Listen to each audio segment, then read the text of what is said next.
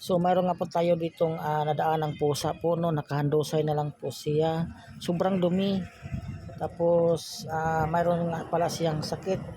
At yun nga po, no, hindi na nga niya malinisan yung katawan niya kasi nga hydrated na rin siya at saka ayaw na rin kumain.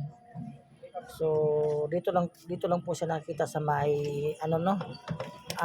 barangay 18 itong pusa. Yun nga, agad naman akong kumuha ng pagkain para po pakainin siya. Pero ayaw na talagang kumain. So ngayon po ay dumating nga po yun dito si ate nga nagtitinda po dito daw ng barbecue. Minsan daw pinapakain daw niya itong pusa. Yun nga po, no, meron siyang sakit, nanilaw na po yung kanya pong katawan. Siguro masakit po siguro siya sa atay. Kailangan talaga siyang madalas sabit. Kung sino pong gusto magdala po kay Mingming para po siya ay mapabit siya, maagapan pa siya sana.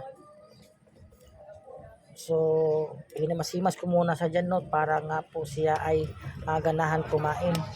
Ang ganda ni Mingming, maganda yung kanyang balahibo. Kaso lang buong katawan niya ay sobrang dumi na. At ayun na nga po, no, pinainom na po ni ate po ng gamot kasi nga mayroon po akong dalang mga gamot para po sa mga aso't pusa. Pinainom po siya ng gamot dyan sa sip-on at saka yung vitamins. Pinainom po siya ng vitamins kasi para po ay yung mabigyan man lang siya ng konting gamot. At yung tubig na yan ay mayroon po siyang halong dextrose powder. Kaya pinainom po namin siya ng dextrose powder. Dito lang po siya sa gilid po ng kalsada po, no, nag-i-stay. Sana nga po mayroon tumulong na madala po siya sa vet para po siya ay maagapan. Hydrated na po siya. Tsaka din na kumakain.